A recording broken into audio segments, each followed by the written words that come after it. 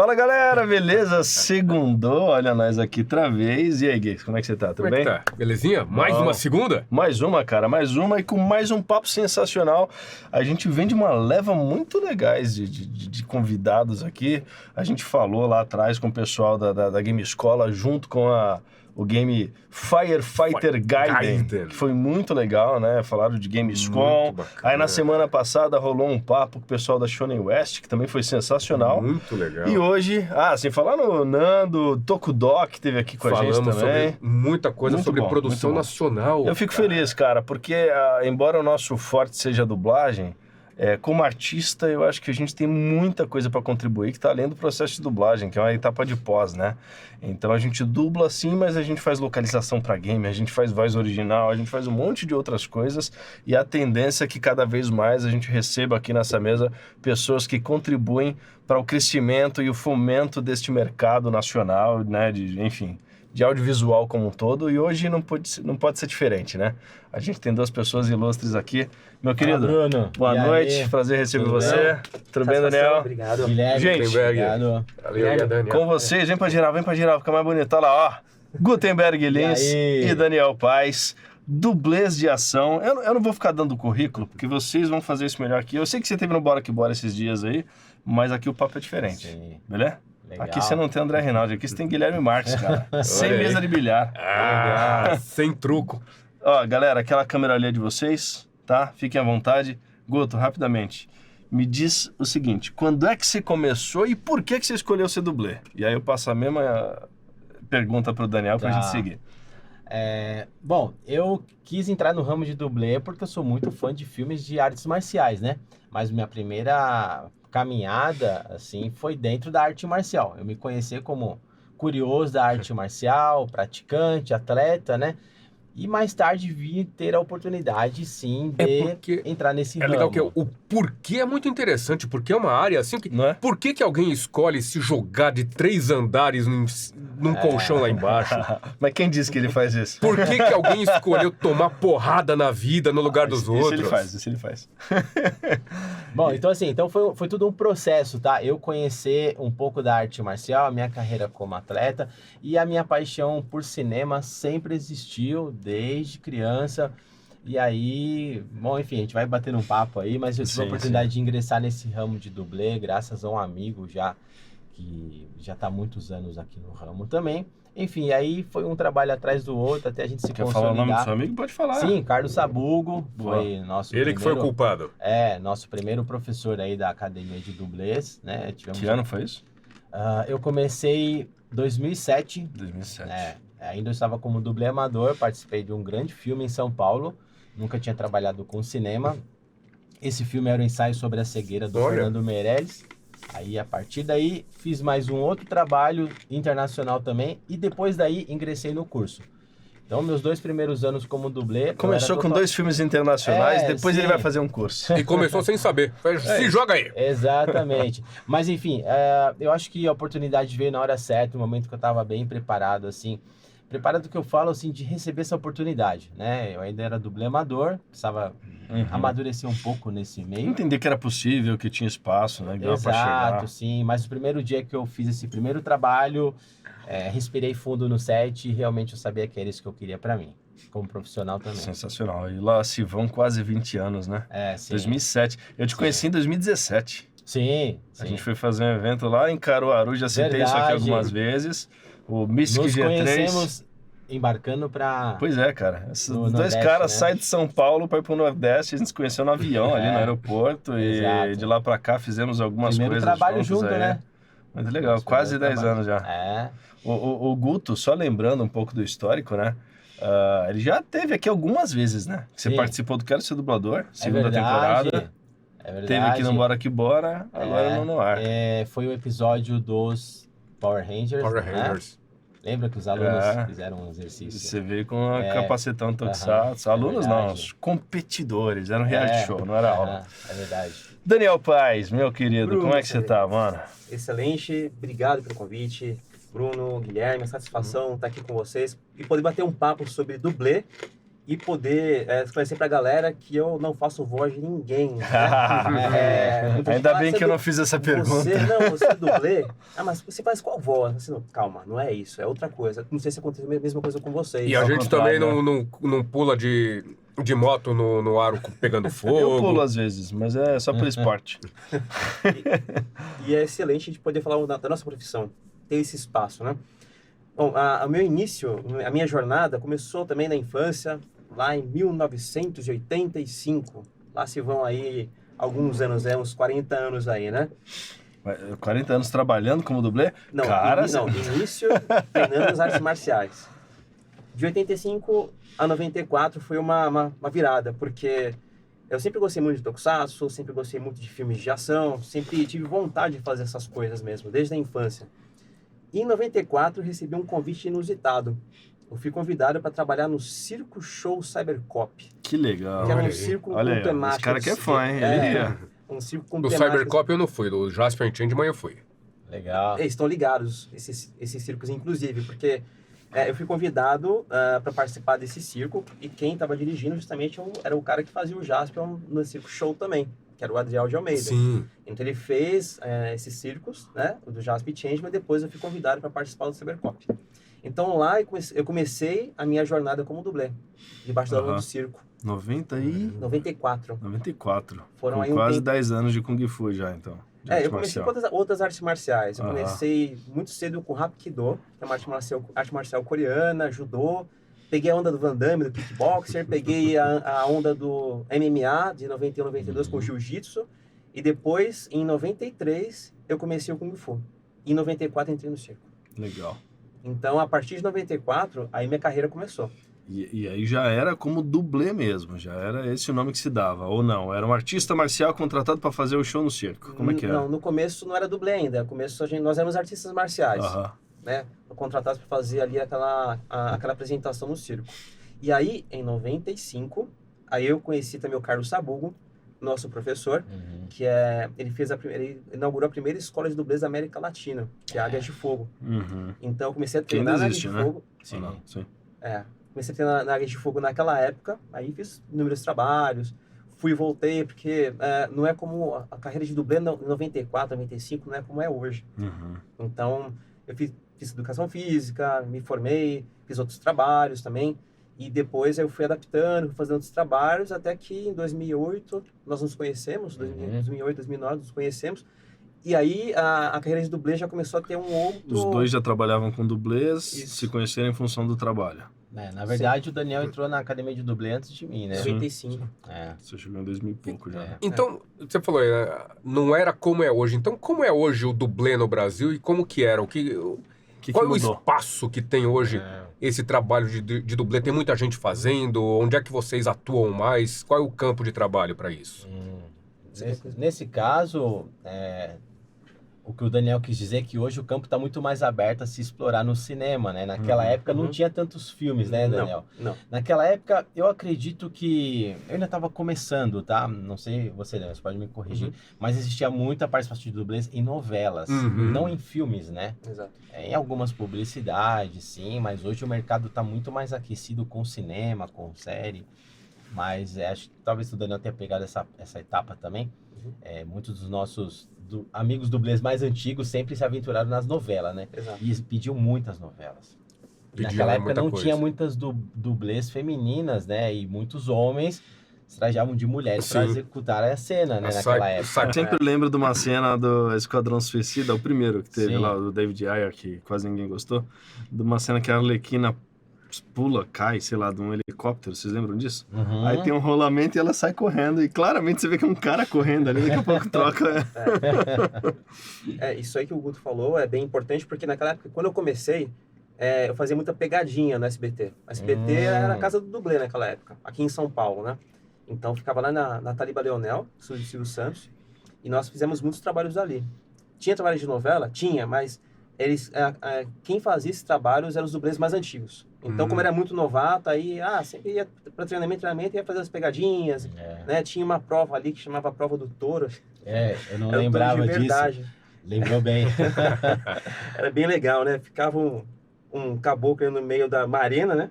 ele tinha que pegar umas bandeiras lá e fugir do touro. Só que o touro era um touro, né? Não era aquele touro, né? Só que... Mas era um touro real. Era um touro Pois é. real. E aí você tinha que correr do touro, né? Era uma... Nossa, papai... Você correu, doutor? Não, eu cheguei a estar liberto, mas não corri do touro, né? Eu era muito novo, eu tava assim, esse moleque vai se arrebentar no meio desse touro aí, né? Que bom, né? Então eu acabei... Mano, eu era doido pra participar, né? Aí tinha provas no palco do Silvio Santos. Então naquela época, tinha um programa que era o Topa Tudo por Dinheiro. E aí tinha alguns dias que eles faziam provas especiais. Então eles erguiam umas gaiolas com cabos, aí faziam um caminho, você tinha que percorrer. Aí tinha uma bomba que você tinha que desarmar, umas provas. Só que tudo era feito por dublês. Olha só. Tudo por dublês. E participação de pegadinha, o que era vocês participarem de pegadinha? É pra tomar tapa na orelha mesmo? Assim, Ele vai sempre pro extremo, né? Dublê feito pra levar porrada, viu? By Guilherme Marques. assim eu diria que nas pegadinhas nós éramos figurantes de luxo. Porque não eram cenas de ação real. Então era pra compor a cena. Entendi. Pra correr, levar um tombo, né? Sair Coisas correndo. assim. E também naquela época, como eu falei, além dessas pegadinhas que era mais um figurante de luxo, nós tínhamos essas Olimpíadas do Silvio Santos. Então tinha muita coisa para fazer que depois nós repetimos, né? Em 2010, 2011. Sim. Então fizemos muito isso aí, né, naquela época. E novelas eram os dublês mais antigos que faziam. Que bacana. Que E legal. aí você chega, começa a fazer cinema nacional, quer dizer, produções, né, intercâmbio Brasil, Estados Unidos, sei quem, Sim. Saiu Sobre a Cegueira, o Marco Ruffalo tá no filme, Sim, puto elenco. Julianne Moore, Danny Glover. Sensacional. Aham. E aí, como é que você se estabelece, né, nesse mercado? Beleza, Sim. tem essa questão da televisão muito forte, acho, né? Em que momento você abre a Action Kung Fu e como é que isso mudou a tua relação com o mercado? Tá. Porque hoje eu acho que você é referência, assim, né? As pessoas conhecem tem o trabalho de dublê, mas tem o trabalho do Gutenberg também pensando a agência, desenvolvendo Claro. novos dublês, dando aula, trazendo o pessoal. Sim, mas eu acho que se posso considerar de uma referência, não sei, tá? Você que tá dizendo. É acho o que eu ouço por aí, foi, cara. Foi porque eu puxei mais pro lado da arte marcial, né? Então, unir Ficou o mais conhecimento nichado, da né? arte marcial com o trabalho e o profissionalismo de dublê, né? Respondendo a sua pergunta, quando eu te falei, 2007, trabalhei nesse projeto, né? Ensaio sobre a cegueira. Depois, em 2008, eu fiz um filme internacional, uma produção China-Brasil, né? E a partir daí, nesse mesmo ano, também estava trabalhando paralelamente no SBT, como o Daniel citou, naquelas gincanas do Silvio Santos, né? Então, os dublês, qual era a função dos dublês nessas gincanas, né? Ainda tem esse trabalho de cobaia também do não é dublê. bem cobaia, assim, né? Porque, garantir a segurança cobaia do set, é o né? cara Saber que dá certo, saber que o cabo não vai estourar. Sim, mas Guilherme, cobaia, vamos dizer assim, é o cara que não tem nenhum conhecimento. É o cara que é posto à prova sem saber, né? Exato, entendeu?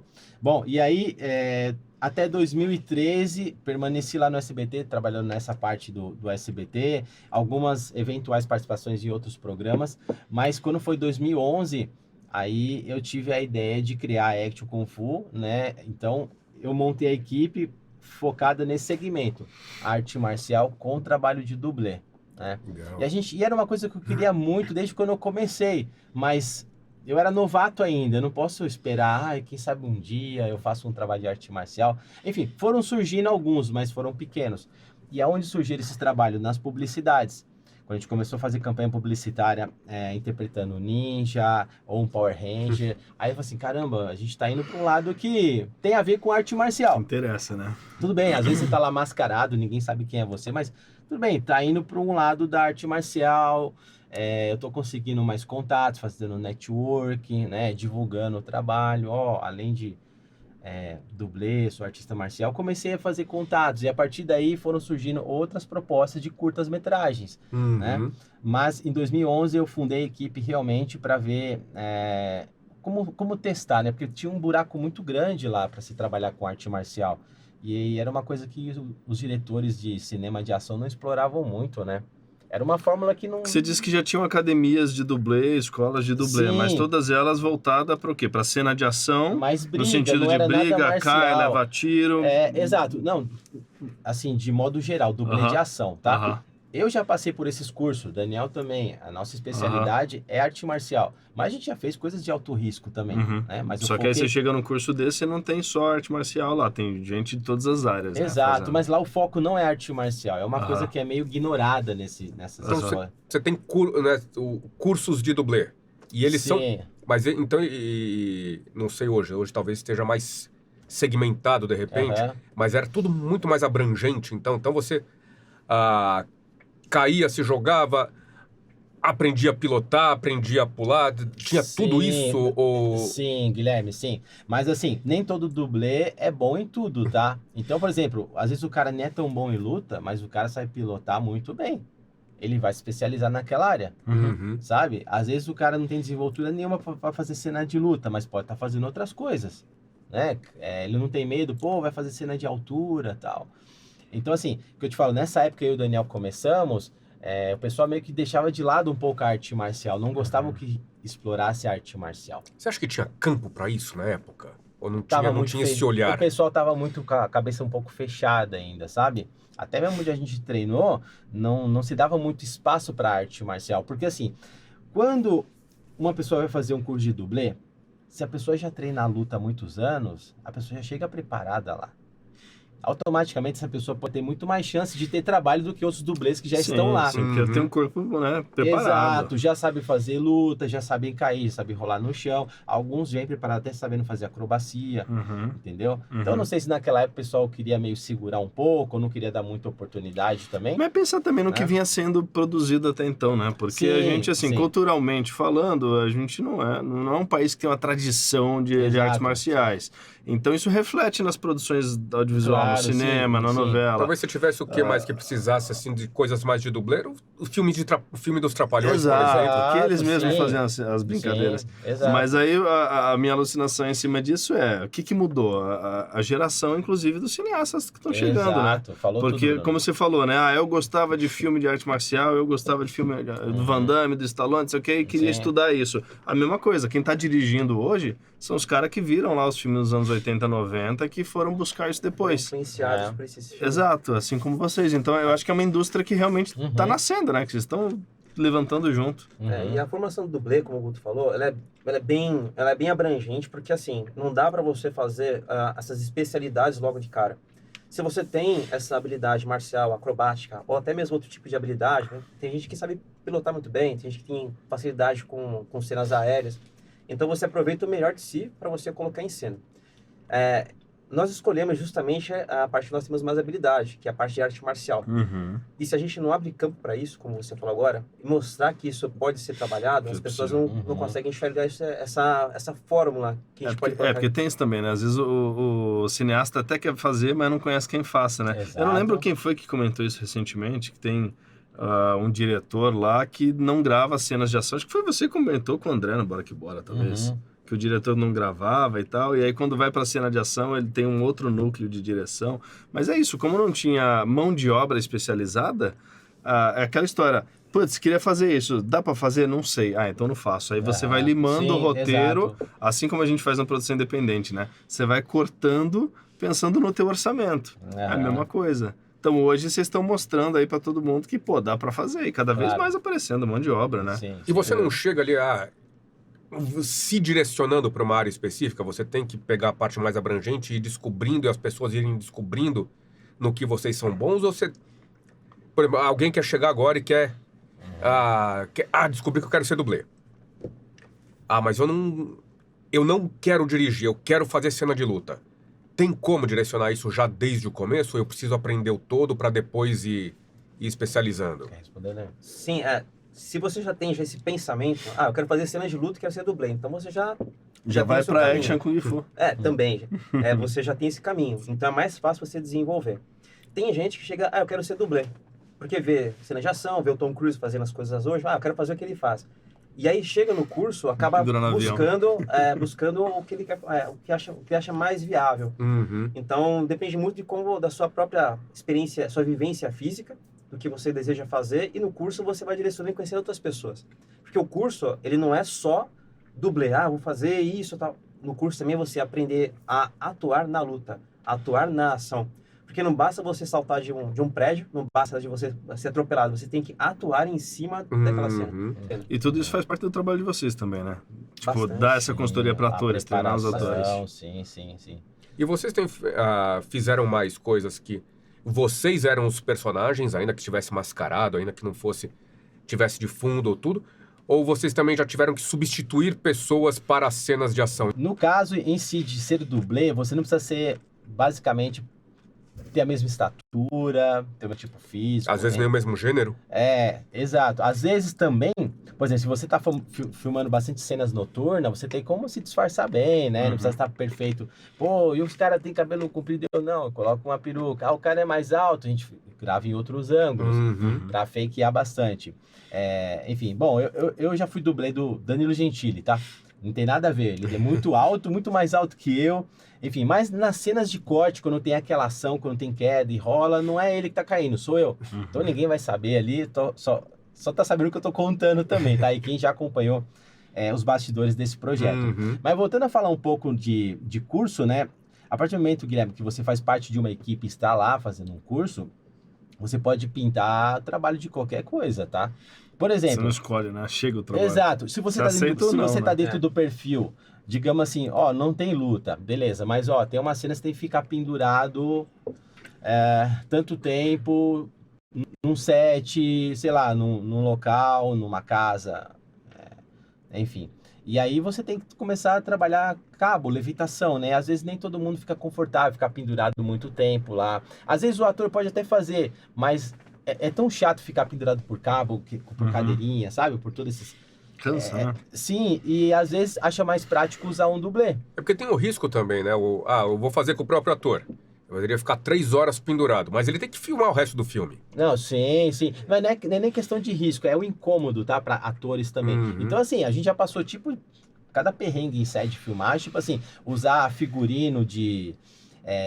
sei lá, de silicone, tá com a cara cheia de barro, sabe? Coisa que você não consegue respirar. Capacete Coisa que, tokusatsu. capacete. Coisa assim que nenhum ator submeteria a fazer isso, sabe? Tipo, um trabalho bem na guerrilha assim mesmo, tipo, na loucura, sujo, assim.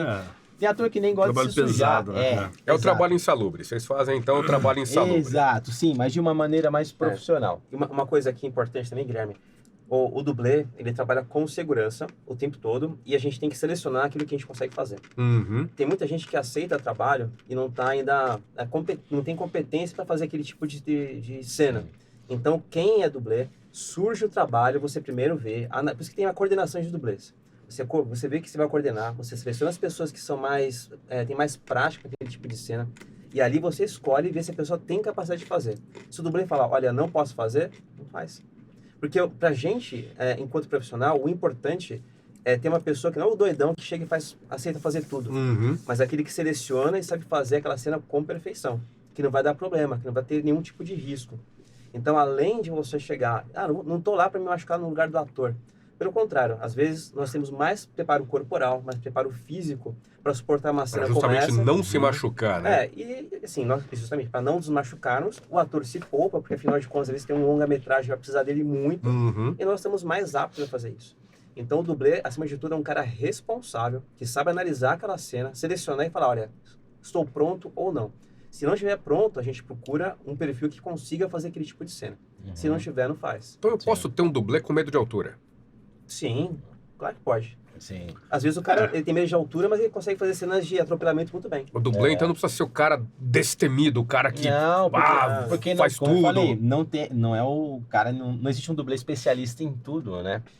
Entendeu? Não existe um cara assim, Vai que ter sabe... o cara de automóvel, vai ter o cara de luta, vai ter o cara de altura, vai ter o cara de queda, exato. cada um vai E aí, quando existe um trabalho muito grande, que vai precisar de uma cena de ação com vários perfis para cada área, a equipe seleciona muito bem quem é bom em cada coisa para direcionar, entendeu? E lógico, antes de começar a entrar em um projeto, é feito ensaios, é feito testes, entendeu? Então tem todo esse preparo, não só nos bastidores com o ator. Até falou o Daniel comentando, né, sobre a questão do treinamento, né, de atores.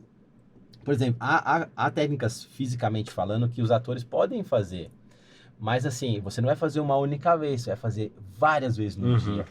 E um ator que é sedentário, não pratica atividade física, ele vai fazer uma, duas ali, vai querer fazer mais até uma hora que ele vai cansar, e aí passando daí ele pode até se machucar. Talvez ficou uma semana afastado para se recuperar. Também. Aí nesse caso, para evitar qualquer tipo de contratempo, nós dublês já vamos lá e executamos a cena. Digamos que aquele perfil não tem um dublê para aquele ator. Ele precisa fazer tal coisa, então a gente vai preparar ele e proteger o máximo possível.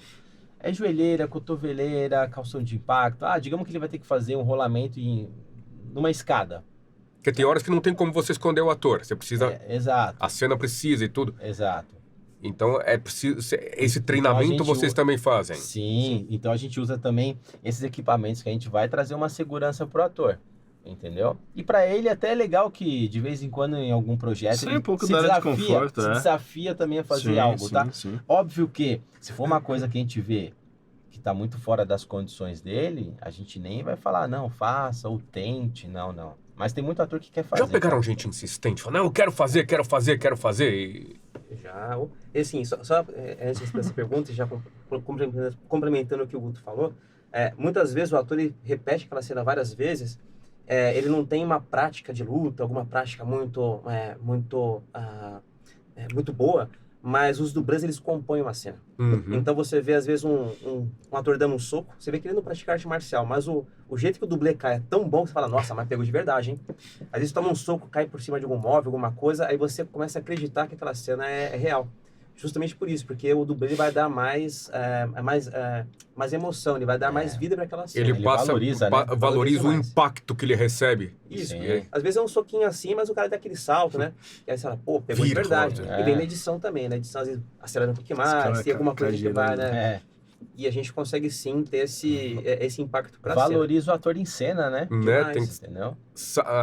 Num caso desse, você salvaria a cena para dar mais credibilidade para aquilo. Exato. E a pessoa acreditar que o ator realmente é tudo aquilo. É isso aí.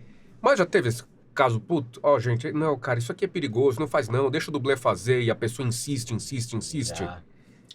Já aconteceu.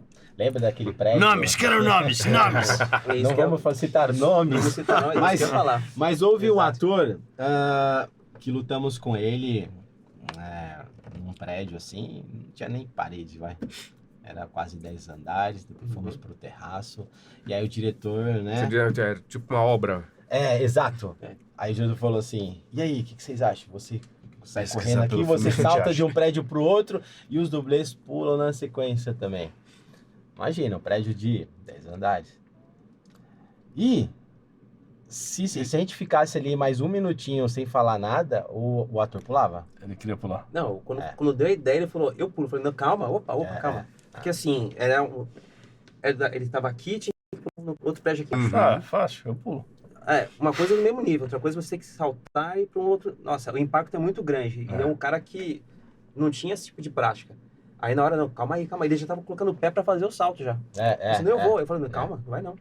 Vai não. E aí a gente entrou em contato ali com o diretor na hora mesmo, a gente mudou toda a cena. Porque, sim, havia sim um risco, não só para ele, mas para nós dublês também. Aí eu falei, não tem estrutura alguma aqui, ninguém tá cabeado para fazer então, mas aí saltaria na seca, assim, sem... Exato, o diretor sugeriu isso. Achando que vocês fazem parkour, né? Mas assim, não é nem agora questão... você sai voando, E voa. Mas é assim, a gente como coordenador também, jamais a gente vai abraçar uma loucura dessa. E falar, não, por mais que você consiga fazer fisicamente, não vá. Ainda mais colocando um ator em risco. Porque talvez fizesse uma vez só, né? E também tem a questão de risco. O bom é que se fizer uma vez só cair e morrer, aí fica bom, porque a cena entra no filme. Não, ainda que der certo. O salto dá certo. Corre o risco de se machucar, vai ficar depois, não dá pra continuar. O tiro do Brandon Lee entrou no filme do corpo, cara. Qual o problema? Tem a questão também além do salto, é uma chance só que você tem. E outra coisa, nós não tínhamos estado no prédio que terminaria o salto. A gente não sabia da estrutura, se tinha condições de receber aquele salto. O ator é um pouco mais pesado e ao cair a gente não sabe se aquilo lá ia abalar a estrutura daquele prédio. Então tem várias coisas que a gente tem que analisar antes. Então a gente olha ali, não dá, mas só que na hora é óbvio, né? Claro. Só que o diretor, não dá. Então a gente tem que bater o pé ali para não acontecer a cena. Se acontece alguma coisa dessa aí, Aí complica pra gente. Né? Sim. Então vocês estão sujeitos ao improviso da cabeça do diretor também. Não só questão de improviso, tá? Mas falar assim, não, meu, isso é loucura, não vai fazer isso. Entendeu? Até mesmo quando a gente tá com um dublê em cena, por exemplo, eu e o Daniel somos coordenadores, nós temos uma grande experiência em set de ação. Mas se a gente tá levando um dublê da nossa equipe para executar tal cena, e se o diretor na hora inventa lá, eu quero que ele fale isso, não vai fazer. Não vai fazer. Aí vocês viram responsáveis por aquele cara também, Exato, né? porque assim, a partir do momento que a gente está num set com um dos nossos dublês, automaticamente já lemos a cena, já entendemos no roteiro o que se trata, já fizemos ensaios e estamos com o equipamento de segurança lá. Ah, mas aqui me deu uma ideia aqui para fazer uma outra coisa. Não, a gente já fala, não é assim que funciona. Entendeu? E rola ao contrário também? Você preparar uma cena e chegar na hora o diretor podar e falar, não, eu não pensei assim, pensei assado, vamos fazer diferente. Não porque ele está propondo, mas ele está boicotando o que vocês ensaiaram ali, acontece? Sim, várias vezes. Várias. Já acontece. Acontece por diversos motivos, né? Então, a gente tem que entender como é a dinâmica do set, né? Então, a gente tem a proposta, tem tudo, nós lemos o roteiro, sabemos como funciona tudo isso aqui, toda aquela linha. E quando chega na hora, tem coisas que não estão sob nosso controle. Então, tempo de set, a organização daquela gravação, nós estamos ali com a nossa proposta pronta. De repente, cortou alguma coisa que estava aquém do nosso trabalho e está nas mãos do diretor, aí o diretor vai optar em em cortar alguma coisa. Agora, nunca nos colocando em risco. Se, vamos cortar um negócio aqui para colocar algo mais arriscado, isso a gente não faz. Mesmo que seja improviso, vamos supor que a gente tenha condições de fazer. Ah, não, isso aqui nós conseguimos fazer. Só que é de improviso não existe pro dublê. Legal. Não dá pra você improvisar. Sim, faz sentido. Cita pra gente alguns projetos que vocês participaram, que a galera consegue encontrar. Nossa, vai lá no Netflix, na Amazon, o que a gente pode procurar? Bom, vamos lá.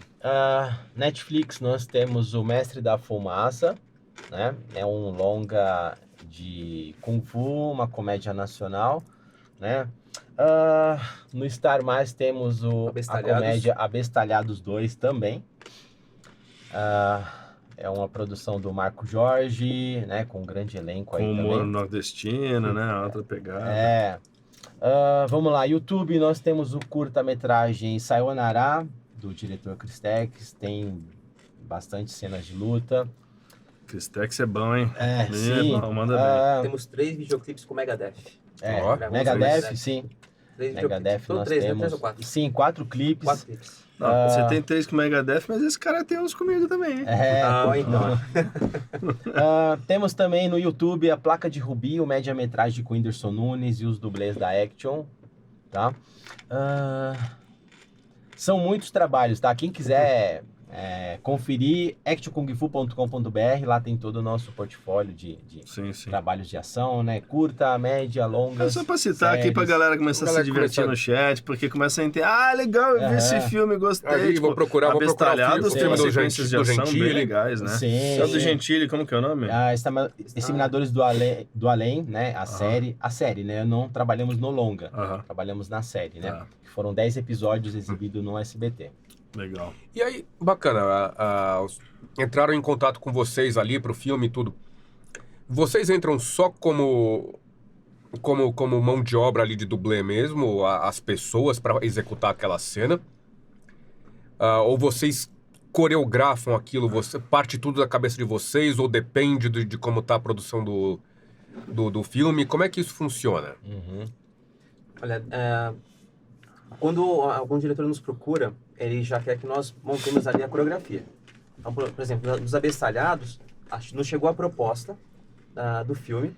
Então, eram 4 ou 5 cenas de ação. Então, nós recebemos todo o storyboard e falamos assim, olha, vamos ter que coreografar essas cenas. É daqui pra cá, desenvolvam. Desenvolvam. Então, a gente tem que chegar e desenvolver aquela cena e coordenar a ação. Não é só E vocês começam esse trabalho antes de conhecer a locação? Ou faz a coreografia na locação? Não, a gente faz Começa a ensaiar antes? A gente tem uma reunião, faz um recrutamento, faz uma primeira ideia. Porque às vezes, Daniel, o diretor quando já chega pra gente, ele já tem a ideia na cabeça, né? Porque, já assisti a referência de tais filmes, eu penso nessa cena de luta assim. Tem diretor que vem já com alguma ideia, tem diretor que vem assim, nada. Fala Se assim, vira, ó, se faz aí. vira, tá na mão de vocês. E aí, ângulo de câmera, E aí tudo vocês vocês que nem têm dirigir a pensam? cena. Sim. A gente também dá esse trabalho, esse suporte, porque tem muitos diretores que não têm conhecimento. A maioria dos diretores que trabalham, sim, tem conhecimento, mas tem muitos diretores que não têm conhecimento dessas cenas de ação. Sempre filmaram drama, comédia toda a vida, mas nunca se depararam com uma cena de ação. E aí, filmado o ângulo errado, ficou horrível. Dá sim, pra ver que o soco não entrou, né? Exatamente. Dependendo do ângulo que você passa na câmera, o soco passa aqui. Não, mas é interessante quando você se coloca, como você disse, somos coordenadores. Tem o trabalho da Action, que é uma agência. Então, assim, eles não vão te contratar como dublê e você vai indicar as pessoas. Eles vão contratar o teu trabalho para fazer tudo. Você Exato. vai fornecer a mão de obra, então vai montar a equipe, Sim. vai preparar as coreografias e vai coordenar toda a gravação quando estiver no set. Claro. Porque é isso, né? O trabalho de dublê não só é feito somente para ir lá e substituir um ator. O trabalho por trás das câmeras também é importante. A parte de direção de ação, a segurança dos dublês. Mesmo assim, que tem uma cena de luta, não tem dublês envolvido, mas tem 2 atores que já treinaram, ensaiaram as lutas. Então, a gente tem que dar todo o suporte para eles. A gente usa equipamento de proteção. Joelheira, cotoveleira, né? Como eu já falei anteriormente. Esse aqui é o cenário que vai ver a luta. Então a gente tem que fazer um mapeamento no local. Vamos escanear esse local, ver o que tem de perigoso aqui. Ele vai cair aqui. Tem algum objeto perfurante, tal. Essa TV aqui, tal. Beleza. Se a gente for fazer uma outra que a TV vai quebrar, prepara uma outra TV. Enfim, tudo que a gente possa fazer de maneira confortável, que o ator não venha ter nenhum risco, tá? Entendeu? E também, ó, quando nós vamos fazer esse tipo de trabalho, mas a equipe do Águia de Fogo fez bastante. E tinha aquelas plataformas elevadas da Record. Então o ator tinha que atravessar uma plataforma com cabos para caso caísse, né? Então ali o dublê, o que ele faz? Ele vai coordenar aquela prova para ver se todos os cabos estão ali bem conectados, se tem toda a segurança está bem armada ali para ele. Então o dublê acaba sendo responsável também pela montagem e composição daquela cena. Então às vezes ele não participa diretamente da cena, mas ele faz toda a segurança também. Então, como eu citei Tipo os bombeiros que estão lá sempre acompanhando, que... Isso. O bombeiro vai às dar vezes suporte. a gente acha que não faz nada, mas tem que estar lá. Se não tiver... Exato, precisa. sim. Precisa. Sempre. Precisa bastante. Muito bom. Cara, eu tive algumas experiências com vocês, né? Alguma coisa já foi citada aqui. O Nando teve aqui, a gente falou dos filmes, né? O Dragão de Rosan, Guardião Escarlate. Né? Como filmmaker, porque assim, eles estão falando de produções grandiosas, né? Abestalhados, ensaio sobre a cegueira, não, eu não estou falando de nada nesse nível. O trabalho que eu vinha fazendo como produtor independente, né? Videoclipes que a gente gravou, então eu tive a experiência de dirigir o Guto. Acho que não só você, tá? Outras pessoas também, o Eric, Rubinho, a gente fez uma cena de Luca, Thiago Stecchini no videoclipe. Então gravei essa galera, eu fazendo a direção, então tive esse apoio do Guto na coreografia, na montagem, visitar a locação. Teve um clipe que a gente fez com uma banda chamada Django's, que inclusive o vocalista é um dublador, o Bruno Pato. Hoje ele tá no SBT Games, trabalhando com... Bruno, lembra? Bruno Pato, né? Bruno Pato, ele tá lá no SBT Games, lá trabalhando com VR e tal. Eu vi, tá fazendo captura de movimento, eu vi. Então procurem aí no YouTube, Django's Pra Quê é o nome da música.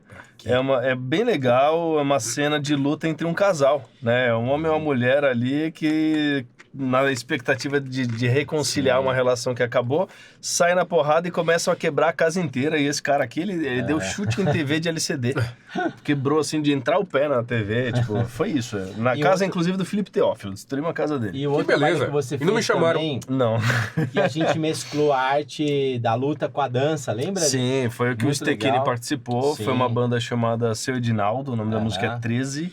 E aí eu tinha toda uma contextualização a partir de um pressuposto da PNL, onde eu desenvolvi a entidade do que seria a personificação do ego naquela cena.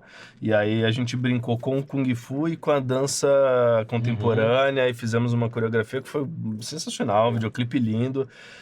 E aí, recentemente, né, os filmes do Raciocinando, então participei junto com vocês do Dragão de Rosan. Pra quem tá aí e ainda não conhece, é um abestalhado, já devia conhecer. Daniel Paes não tá na frente da câmera, mas ele produziu o filme, tá cuidando das cenas de ação ali, fez a parte de coreografia. Eu e o Luto, eu e o Guto, a gente luta, ele fez o Aldebarão, Mestre Ancião, o Doco de Libra. eu faço o Alberite. E no Guardião Escarlate, aí você tá em cena também como vilão Exato. e tal. Então a gente teve alguns processos interessantes juntos. E por que eu tô trazendo isso para cá?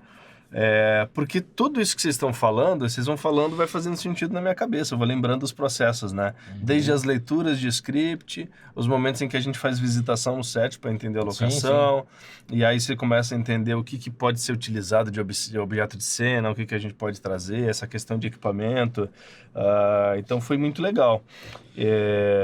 Enfim, sempre acompanhei, né? Meio de longe, mas de pertinho, assim, o trabalho de vocês, do Guto em especial.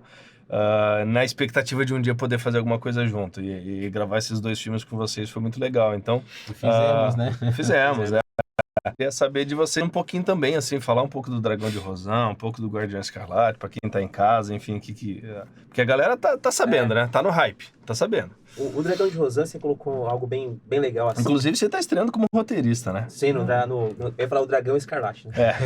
O Guardião Escarlate. Esse é o nome do grupo secreto. O grupo secreto. Eu fiquei mais nos bastidores do Dragão, por conta já do nosso acordo aqui. Também porque eu fui escalado para fazer essa parte, não tinha um personagem para eu fazer ali, como dublê também. É um filme que tem, de fato, um elenco reduzido, né? Bem reduzido. E aí, o que mais foi bacana foi ter esse contato contigo para nós conversarmos de como seriam essas cenas de luta. Você lembra bem disso? Cara, lembro. Não foram muitas diárias de ensaio, mas era o momento mais bacana do processo, eu acho. Era essa coisa de criação da coreografia, os ensaios, foi bem legal. Exato, porque quando nós estávamos montando a coreografia, nós conversamos contigo, falamos, mas e aí?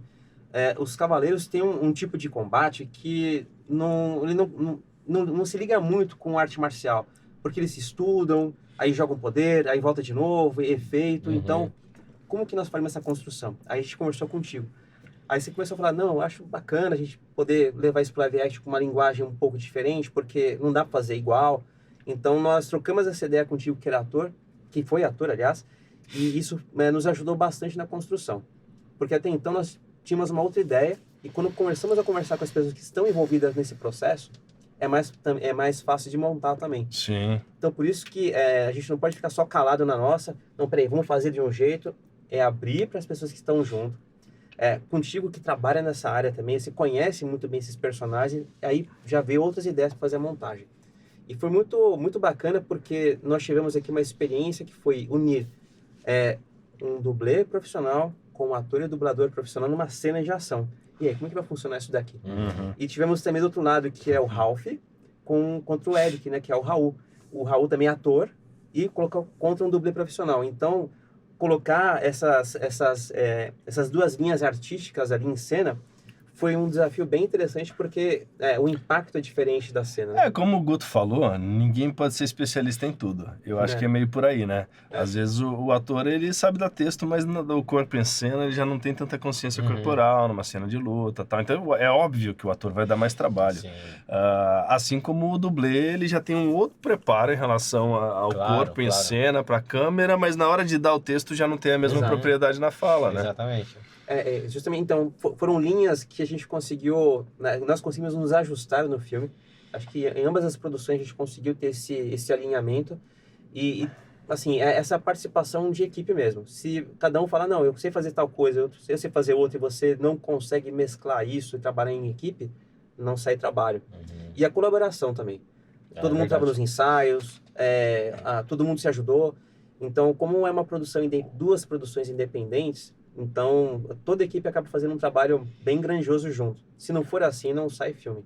E participar desse trabalho aí com vocês aqui, estar mais nos bastidores e poder treinar, dar um toque daqui, um movimento de lá, isso ajuda a construir personagem também como coreógrafo, né? Isso é bem importante para quem está nessa carreira. E outra coisa, né? É também um mercado que está nascendo, de certa forma. Porque uma coisa é o cinema de ação, outra coisa vocês estão trabalhando filmes baseados em anime e agora preparando um tokusatsu. Sim. Que esse cara aqui é fã ferrenho. Então, ó, ele vai assistir e vai xingar um monte. Vou. Não, mas sabe uma dúvida que eu tava? Começou a brotar aqui na minha cabeça. A gente falou de grandes produções ali que tem investimento, que tem... Então, consequentemente, tem equipamentos. Sim. Tem 3, 4 câmeras no set. Sim. Pra você fazer uma cena. E imagino que uma cena de luta, por exemplo, você não grave em plano sequência. Você tem que fazer várias vezes, algumas tomadas, muda, agora muda aqui. Claro. Numa produção maior, com 3, 4 câmeras e não sei o que lá, você talvez grave menos vezes aquilo, você tenha mais ângulos para pegar. Uma produção independente deve dar muito mais trabalho, porque você talvez tenha uma, no máximo 2 câmeras no set. Sim. Como é que é um pouco dessa diferença ali e como é que vocês lidam com isso? Repete demais uma cena de ação? Um salto desse que você falou do prédio, teria que repetir? Ou daria para pegar uma vez só e Claro. com muitos ângulos para depois dar a dinâmica da cena Então, na nesse edição? caso, como eu te falo, né? Quando você tem uma cena e dublê, salto de um prédio para outro, tem toda uma equipe de segurança, tem uma estrutura, então você pode realmente fazer uma vez, Uma preparar cama a equipe, elástica lá embaixo, sabe? um drone. Exato. Quando você tem esse tipo de recurso, tá? Essa estrutura... Eu imagino que o pode diretor vai fazer- querer pegar, pô, não, agora eu quero Claro, aqui de imagina. baixo, de cima, de lado, não sei o que Sim. lá, a queda. Pô. Sim, claro. Quando eu te falo, quando dublês ou artista de parkour que seja para uma cena como essa, estão cabeados com segurança, pode repetir várias e várias vezes, entendeu? Às vezes a cena sai tão bonita de primeira, tipo, só tem uma segunda ali para garantir, entendeu? Mas vamos lá, respondendo, Guilherme, na questão de repetição da cena, por um lado, na produção independente, quando você faz parte daquela produção, quando você está produzindo, muitas das coisas da cena de ação você pode fazer do seu jeito, né? Então isso você tem o quê? Uma liberdade. Uhum. Coisa que você não teria numa grande produção. Por mais que você tenha lá várias câmeras filmando, poxa, tipo, tem uma equipe bem grande no set, e às vezes você tem que seguir as ordens do diretor ali. Você sente que tá o trabalho fica mais restrito. Assim, com Principalmente em publicidade, né? certeza. Pra pegar um publicidade- segundo de vídeo, ali você grava 80 publicidade, vezes, Você bicho. não tem voz alguma Ah. lá pra se falar. Nada. A única coisa que você tem voz é em relação à segurança. Às vezes, quando vai fazer uma cena de luta e tal, passou tão rápido assim, caramba, nem vi que aconteceu isso. Aham. Mas, enfim, falando em cinema, produção independente, você tem mais liberdade para isso, tá? Então, você tem a criação da cena, você pode adaptar sem fugir do roteiro, você pode improvisar na hora, você sabe? Tipo, são coisas que você pensa em fazer para enriquecer aquele momento da cena, tá? Uhum. E querendo ou não, tem uma produção independente, é um curta que seja, mas essa cena de ação tem que estar muito bem construída. Então, nós como os dublês ali, a gente quer dar o máximo também, entendeu? Poxa, tem uma ideia que surgiu agora aqui e não fizemos no ensaio. O que você acha? Podemos Dá inserir pra essa adaptar ideia? na hora, né? Exato, a fim de que engrandecer a cena, Uhum. entendeu? Então, assim, numa produção grande não poderíamos ter esse luxo, E- né? E só complementando, pensando no número de câmeras, Gui, geralmente cinema grava-se com uma câmera só. Evita-se o lance de 2, 3, 4 câmeras numa única cena. Quem não, geralmente, na televisão, né, principalmente, Uhum. porque tem cenários construídos, então você tem, tipo, Sim. pelo menos 3 câmeras ali na novela e tal. Mas o cinema, ele é mais artesanal, é uma câmera que é móvel, que vai trabalhar o cenário e tal.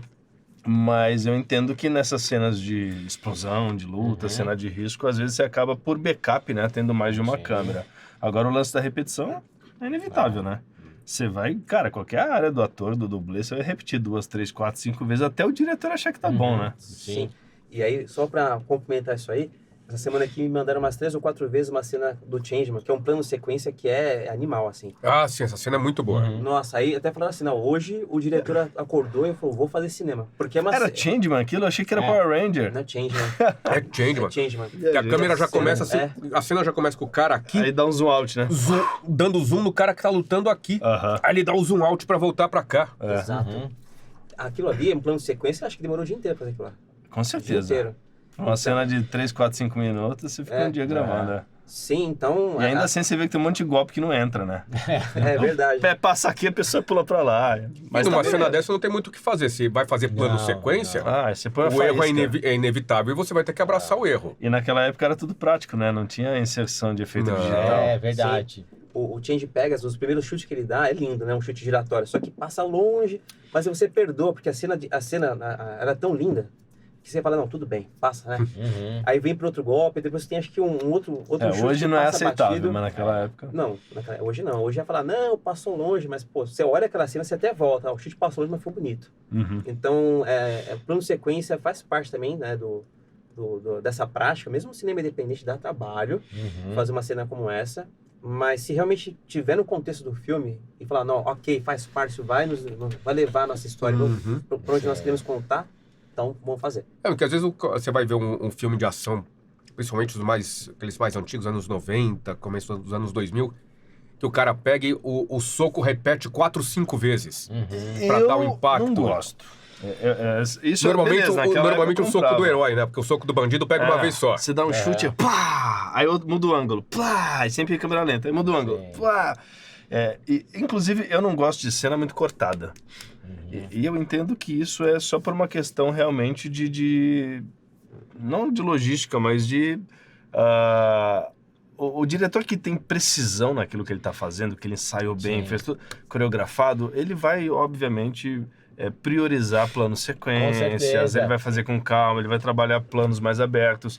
O corte em excesso, eu acho que até o Vitor comentou isso com a gente outro dia, né, o Vitor Gonk, ele falou assim, se tem muito corte, muito take, é porque você vê que o cara não sabia o que ele queria fazer, e aí ele sai pecando pelo excesso, e às vezes você perde, o espectador perde a referência geográfica, né? Ele não sabe de que lado tá. Não sabe onde é que tá, pra onde vai. Às vezes o ator não tá preparado também, né? Faz uma cena de luta ali do pior jeito possível. E aí tem que salvar na edição. Exato, exatamente. Aí pega 80 Agora vocês falam, anos. a cena dura 1 dia, 2 dias pra gravar uma cena de luta. Por que demora? Demora... Põe ele pra lutar.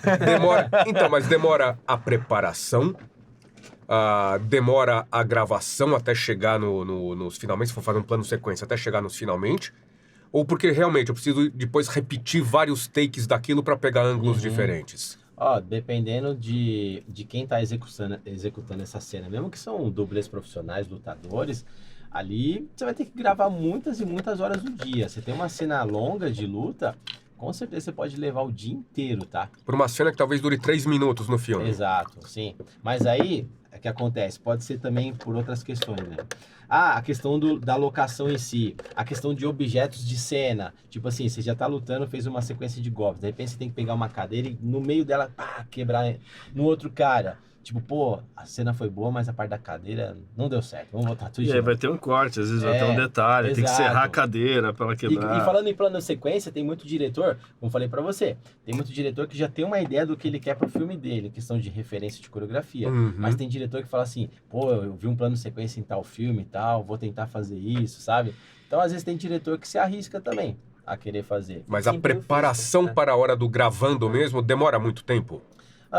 Demora assim, o que demora um pouco é você criar a coreografia. O primeiro processo é criação. Depois daí você entra no ensaio. Quando você for ensaiar na locação, a coreografia muda, por incrível que pareça. Ela muda, ela vai sofrer ajustes, né? Em questão do ambiente, o espaço em si. Olha, eu tive uma ideia aqui, acho que dá para alguém subir numa escada, saltar aqui.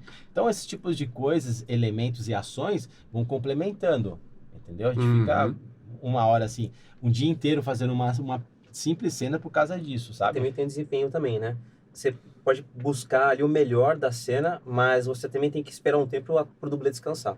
Então você faz uma sequência longa, pessoal, vamos dar um tempo, descansa, recupera para depois fazer outra. Então demora um pouquinho mais também para dar um tempo para a turma descansar, senão o dia inteiro gravando sem parar 8 dias. Mas em alguns momentos rola o contrário também. Tipo, você tá pronto para gravar cena de ação e o set não anda. Não desenrola uma cena anterior para você chegar na tua gravação. Eu digo no universo perfeito ali, que não tem atraso da cena anterior, não tem a chuva. Você pensa que são vários núcleos, né? Tipo, e cada cena é uma cena, tem uma necessidade específica em termos de não só de coreografia, mas de acting de ator, de elemento de cena. Eu acho que, enfim, o lance do atraso também. Esfria. Né? Esfria. Exato, pro dublê é pior. E também, assim, a gente tá pensando, agora aqui, ó, estamos com camiseta e tal, a gente luta. Se for pensar no tokusatsu, isso que eu ia fazer essa pergunta. Porque essa pergunta? Ele falou do tokusatsu, e não só o tokusatsu, mas vários outros trabalhos que você vai fazer. Você pegou o capacete do Cruiser, né? Você viu? O capacete é outra história. Mas que já é outro problema. O capacete, a gente depois tem a conta do capacete. Mas o figurino... Porque nem todo figurino te dá essa liberdade de movimento todo para você fazer todos os movimentos do mundo. Já tiveram algum perrengue com figurino? No Guardião Escarlate. Vários. Que tipo de perrengue que dá? O que é um figurino ruim pra você fazer? Eu acho que o Nando comentou desse perrengue com figurino, mas eu não vi, eu não sei o que aconteceu. Foi no dia da explosão, né? O que rolou? Olha, assim, a gente teve um bom suporte aqui da nossa equipe para fazer todo o figurino. É que a gente está acostumado com... Acostumado não. Nós precisamos de um figurino que seja mais adaptado para deixar o corpo mais flexível. E o que nós temos aqui não é um figurino adequado 100% para fazer uma cena de combate. Por exemplo, vou falar do traje que eu vesti, depois aí eu falo um pouco mais do traje do Cruiser. O traje que eu vesti é um traje que foi aproveitado do videoclipe On The Rocks de 2014. E aquele traje, ele foi especificamente projetado só para uma cena do ator fazer esse movimento ou outro, não para lutar. E quando eu vesti o traje, que a gente começou a lutar, ele começou a balançar para cá, balançar para lá. Então eu tive que ajustar, tinha que vir alguma pessoa toda hora e arrumar o traje para cá, arrumar a máscara, porque não era um traje específico para combate, usaram apenas para uma cena. Sim. Então Era o traje de close. É um traje de close. Então, ali na hora de fazer o combate, tinha que fazer os movimentos mais espaçados, com mais cuidado, para não arrebentar o próprio traje. Então, a minha bota toda hora arrebentava. Então, tinha que ir lá, alguém, inclusive a Silvana... Era um traje de fibra, então, não era um traje maleável. Não, ele até era um EVA um pouco mais resistente, só que ele estava solto. Não é o mesmo material do capacete, então. Não. O capacete que ele usou era de fibra. Eu usei um tipo de um elmo, assim, que tinha um cabelo tudo para cima, assim. Então ali não me incomodou tanto, mas o restante do equipamento aí sim foi incômodo. Diferente do Cybercop que eu usei. O Cybercop é figurino original. Então quando eu usei o figurino original, aí bem encaixado, um movimento aqui dá para você fazer para todos os ângulos, dá para você lutar, dá para você fazer salto, dá para fazer tudo. Agora esse aqui... Cybercop que você diz ou o circo? Do circo, era original. O original do Tokusatsu ou o original produzido para os espetáculos? Original trazido lá do Japão, usado na série. Mas ali era um figurino de fibra, não era? Não. Tinha de fibra e tinha de ação. Só que nós usávamos... Ali tinha uma troca de... Eu usava um momento ali do circo que acendia umas luzes no peitoral do meu personagem, que era o Saturno. Então eu saía de cena, colocava o figurino de fibra, aí fazia a cena lá, procurando e tal, e depois eu voltava ali pra coxinha, trocava e voltava pra cena. Só que eu usava praticamente 90% do espetáculo. Do que é feito o figurino de ação? Ação é espuma, borracha... Ele tem que dar a cara mais ou menos a cara da fibra, né? Mais ou menos a cara do metal, vamos dizer assim. Mas não fica tão... Assim, na televisão, quando você for... Assim, hoje, né? Você consegue ver pelo YouTube. Naquela época lá, quando eu era criança, não tinha essa percepção. Mas hoje você vendo, você consegue diferenciar bem quando é a fibra e quando é quando é close e quando é de ação. O de fibra é um pouco maior, bonito, detalhado. Você vê que bate ali, você vê o brilho, né? Eu lembro muito das cenas de ação do Jaspion, que o uniforme de ação era um uniforme opaco, né? Cinza, não tinha... Inclusive do Jaspion, teve uma cena que ele fez que explodiu aqui do lado, né? E ficou um buraco preto aqui. Aquele buraco preto ficou uns 15 episódios depois. Ficou um buracão preto aqui, você via, né? Da explosão. Então são trajes que eles faziam lá no Japão que são melhores adaptados para esse tipo de cena. O que nós usamos aqui foi para fazer um dia de cena. Mas, óbvio, nós temos aqui projetos para melhorar esses trajes. Nós já temos experiência com isso. Melhorar esses trajes para poder fazer mais cenas de ação com salto, com mais impacto, com mais velocidade. Porque com a fibra não dá. Com o capacete é tranquilo. A gente coloca o capacete, tem mais hábito, dá para respirar. Não é possível que seja tranquilo. É tranquilo. Ele tava parecendo, que maravilha, bicho, com um troço desse tamanho na cabeça, assim, ó. Vem pra cá, corta aqui. Obrigado. Tava com um troço desse tamanho na cabeça, assim, ó. Nem pega ali a câmera. As minhas filhas viam e estavam chamando ele de Lobo Mal. Que elas participaram. O Lobo Mal. Mas você tava de rosto limpo? Não. Você não tava de visor? Ou você tava de visor? Não, tipo o capacete dela, que maravilha. Como o Bruno falou. Mas eu digo o rosto aqui, tava o olho livre. Ficava exposto, mas eu tinha uma máscara de fibra. A máscara de fibra, falei junto aqui, né? Tinha máscara de fibra que cobria e tinha só o olho Parecia aparecendo. Uma máscara de samurai, sabe? Com os dentes, né? E dava pra respirar com isso? Dá. Assim, tem um buraquinho pequenininho ali, e aí você respirava, tirava, voltava e fazia a cena de ação. Aí o dele é um pouquinho mais complicado. Não, mas- porque o capacete a gente viu. O capacete do Cruiser o Nando Sim. trouxe aqui. Dava pra ver alguma coisa? E a gente fica, como é que dá pra fazer uma cena de ação com aquele capacete só com um monte de furinho pra enxergar? Não, aquele capacete tinha acabado de chegar, o Nando falou. Ele nem usou aquele. Não, eu não né? usei esse. Aquele lá era novo. Aquele lá era um capacete feito só para ação, né? Uhum. Então ali, além de você ter conseguir enxergar um pouco mais, te ajuda na respiração também, né?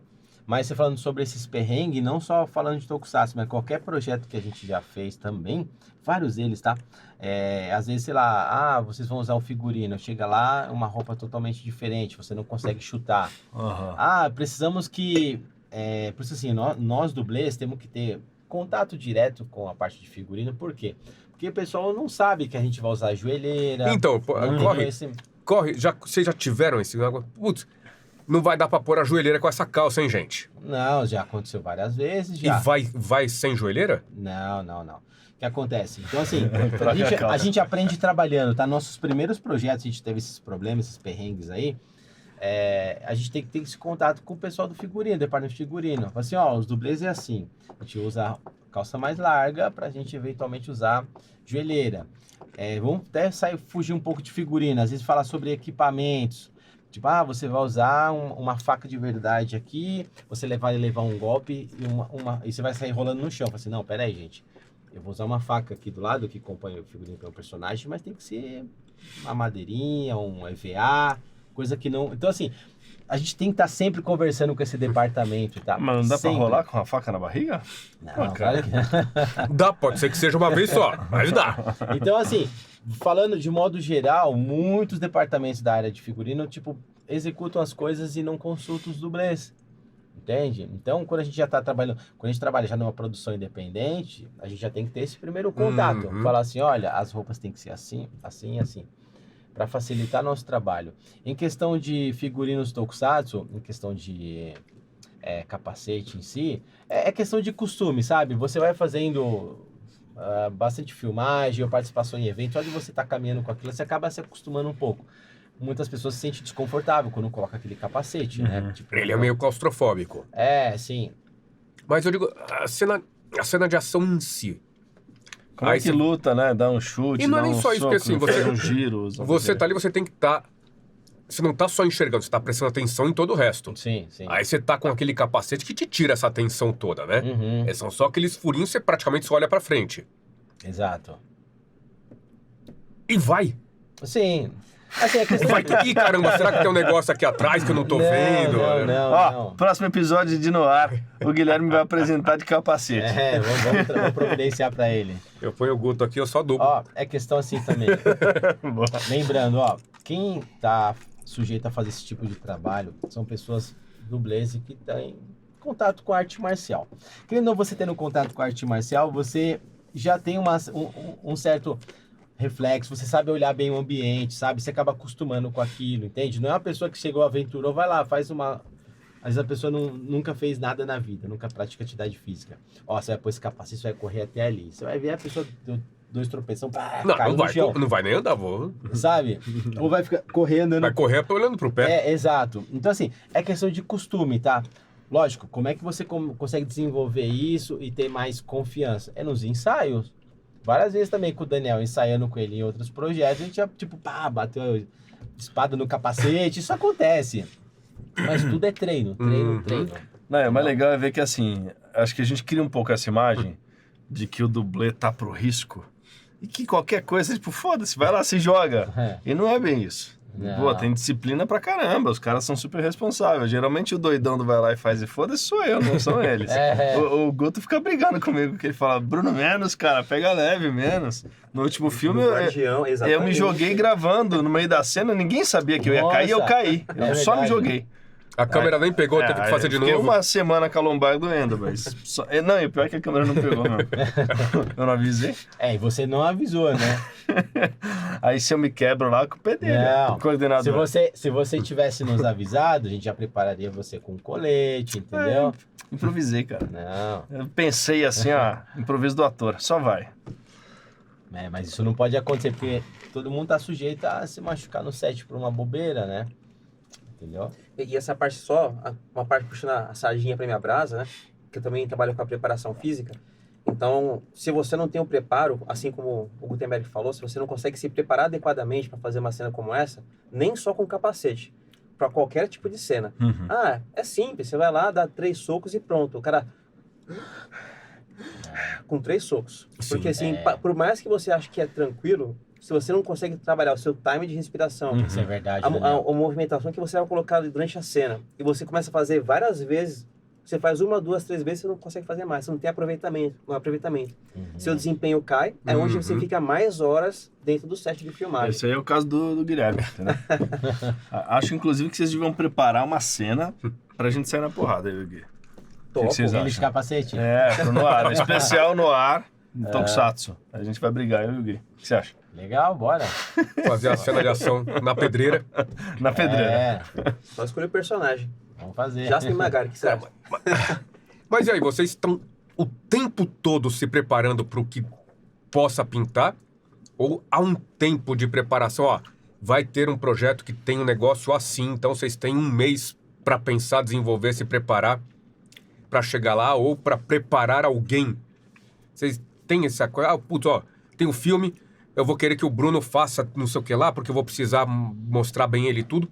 Então eu preciso que ele seja preparado para isso durante um tempo até começar a gravação. Sim. Bom, se for assim, nessa área de preparação direta, física e técnica, tem alguns detalhes pra gente pensar. Se fosse no melhor dos mundos, uma direção chega pra gente e fala, olha, é janeiro, nós vamos gravar apenas em julho. Nós temos 6 meses para preparação. Ótimo, excelente. Mas geralmente as coisas funcionam de uma outra forma. Olha, estamos aqui em final de maio, vamos gravar na próxima daqui a 15 dias. Então acontece muito isso. Então, Mas os caras ligam, ô, Daniel, você tem 6 caras para amanhã? mais ou menos assim que acontece. Então não dá tempo. Nós, enquanto dublês, nós temos que treinar, nos preparar sempre para quando chegar a cena, a gente está apto a fazer aquilo lá. Agora, um ator, se ele tiver um preparo prévio antes, é mais fácil de chegar, ensinar, educar alguns movimentos de combate, ensinar a parte de segurança para quando ele chegar lá no set, ficar mais fácil. Quando foi nos Abestalhados, eu fiz uma preparação mais simples com o ator. Inclusive, uma parte dessa preparação foi até online, porque estava na época de pandemia e tudo mais, para que ele tivesse melhores condições físicas de encarar uma cena que tem no filme dos Abestalhados. Então, nós fizemos uma preparação em algumas sessões, e ele já estava fazendo um pouco de atividade física e melhorou o desempenho dele para fazer aquela cena. Se tiver esse tempo, ótimo. Se não tiver, a gente usa o melhor do tempo que a gente tem. Mas o melhor dos mundos é esse. Mas dificilmente acontece, né? É verdade. Dificilmente acontece. Por isso acaba tendo atraso também no set, né? Que não tiveram tempo prévio, aí às vezes acaba tendo que ensaiar, desenvolver coisa no dia da gravação. Isso acontece. Alguma vez vocês já tiveram que, tipo, recusar um trabalho porque tava fazendo o outro? E não é nem questão de agenda de gravação, mas esse preparo físico, coreográfico e afins ia conflitar com o outro? Porque cada um tinha um preparo. Putz, não dá pra abraçar esse projeto porque eu tô nesse agora. Ou deu pra conciliar, porque você não faz só uma coisa. Às vezes tá gravando um filme aqui, uma série ali, vai fazer um videoclipe, tá fazendo a preparação, tá dando aula, tá fazendo tudo ao mesmo tempo, né? Não, já chegou momentos assim, de eu estar fazendo 3, 4 projetos ao mesmo tempo. Já aconteceu sim de não dar conta de abraçar um projeto novo, né? Acabar indicando outra pessoa para estar fazendo. Porque realmente precisa de atenção, né? Quando você entra numa produção, você tem que dar atenção para aquele projeto. Paralelamente vai acontecer outros projetos menores também. Beleza, você consegue dar conta. Mas se conflita um outro projeto grande com outro também, é muito difícil. Então assim, com a equipe já contei até com o Daniel, com o Avatar, outros membros da equipe. Eu tô num projeto, o Daniel tá coordenando outro. Outro projeto, o Avatar tá coordenando, sabe? E a gente mantém uma rotação. Mas já aconteceu nesse meio tempo entrar um projeto que a gente não tinha como dar conta, sabe? Principalmente quando é um projeto muito específico, assim, sabe? Olha, eu preciso pra já agora, sabe? Tipo uma publicidade... olha, eu preciso de um perfil tal e grava amanhã. Exato, tipo, uma coisa bem correndo assim, sabe? Em publicidade, você sabe, né? Tipo, você pode ficar lá horas e horas no set. Eu já cheguei a ficar 22 horas numa publicidade, no set. Esperando. Não, trabalhando das na 20 publicidade. horas, às vezes você espera umas 18, né? Não, trabalhei 22 horas seguidas num set. de publicidade, eu já sabe? fiquei também mais de 24 horas no set de publicidade. É, Fui não, gravando sim. Casa Bahia. Sim. Só que na época eu tava na figuração, então das 24 Sim. horas eu devo ter gravado meia hora. Sim, sim. O resto foi esperando. Mas é isso. Mas, sim, pode acontecer sim, sabe? Pode acontecer. E o que alguém precisa... Tem algum pré-requisito para alguém seguir a carreira de dublê, se inscrever numa escola de dublês? Olha, pré-requisito é condição de saúde mesmo. Se a pessoa tem alguma condição de saúde que a impede de fazer isso, aí é um fator complicador. Por exemplo, a pessoa tem algum distúrbio de ansiedade, assim, que impeça de fazer uma cena de ação. Então, isso é um fator que precisa ser trabalhado. Uhum. Ou a pessoa tem algum problema muito físico, muito sério ali, né? Tem alguma cirurgia que comprometa de fazer algum tipo de cena de ação. É um fator complicador. Então, é mais uma questão de saúde, né? E também, aí vem outros critérios que a gente avalia com o profissional. É ver se ele tem esse perfil de, abraça tudo. Cara, vai pular aqui, eu faço. Vai fazer outra coisa, eu faço também. Que às vezes a pessoa não tem muita percepção do perigo, a percepção do risco. Então, esse é um profissional que, pra gente, é um profissional complicado. Porque ele topa tudo. Então, ele pode se machucar muito Quer dizer facilmente. que o dublê não pode ser o porra louca. Jamais. Não. Ele tem que ser o dublê, o cara responsável. Ele olha e fala assim, não, isso aqui eu não vou fazer. Isso aqui não dá condição. Não põe outra pessoa pra fazer. Tá vendo? É melhor. Você vai fazer um filme, você contratou o dublê pra fazer. E fala, não vou fazer. Então, mas é que a gente vê antes. A gente vê antes. Olha, a cena de ação e o roteiro. Olha, a cena é essa. Que a questão é como fazer isso com qualidade, com segurança, com responsabilidade e entregar um resultado bacana, né? Exatamente. Nesse E ponto sem ninguém que se você falou, machucar, porque também é publicidade negativa isso depois, Nesse né? ponto que você falou, a falta de confiança Coisa que nem o Stallone é ruim. saiu explodindo tudo, aí matou gente no set aqui. A falta de confiança é muito ruim, o excesso de confiança também, né? Uhum. E até complementando o que o Daniel falou também, que falou o que precisa, o cara quer entrar o cara quer ser dublê e tal. A primeira coisa, o cara tem que gostar de ação. Filme de ação. O cara tem que gostar, amar, porque ele vai entrar por amar filme de ação, entendeu? Ele sabe que o que ele for fazer ali, mesmo que ele não seja um ótimo dublê, ele de alguma forma vai estar contribuindo com o audiovisual brasileiro, né? E contribuir com futuras produções também. Porque tem muita gente que acaba se aventurando, eu vou fazer tal coisa, depois deixa de lado, às vezes vem com uma ilusão, sabe? Tipo, nossa, eu sei que se eu for fazer um curso de dublê, eu vou começar a trabalhar e amanhã mesmo já vou estar com os atores famosos no set, tietando eles. E não é assim que Tem funciona. gente deslumbrada? Chega gente deslumbrada lá pra vocês? Chega. Nossa! Só uma coisa, Guto. Sim. Outra coisa, tem que gostar de treinamento. Se não gostar de treinamento, Disciplina, nem né? Não, sim, exato. Se não gostar de chegar e treinar... Exato. É que se o cara tá procurando holofote e ele quer aparecer, tá no lugar errado, né? Não, total. Ele tá ali justamente, às vezes, para não aparecer justamente, Exato, né? sim. Ele em si. Sim. E formação, assim, não é uma exigência, por exemplo, eu preciso de profissionais de educação física, não é uma exigência. Não tem. Mas ajuda, não ajuda? Tanto não, faz? Lógico que ajuda. Se você faz parkour, se você já faz musculação, artes marciais, se você é da educação física, se você é acrobata, nossa, isso vai ajudar muito De mesmo. circo, né? Exato. Sim. Mas é aquilo, né? Dançarino. Como o Daniel falou, é disciplina, é saber que você tem que ir lá para treinar, para desenvolver habilidades. E não para chegar lá, eu já sou o máximo, eu sou faixa preta de tal arte marcial, eu sei virar mortal na parede, tudo. E não é assim. Você tem que chegar lá e aprender, entendeu? Se desconstruir, saber que você tem que Quer dizer que seguir as regras da escola. Apesar do cara ser faixa preta, apesar do cara ter 40 anos de circo, é um treinamento diferente. Não quer dizer que Exato. aquela habilidade vai levar Sim. ele para trabalhar.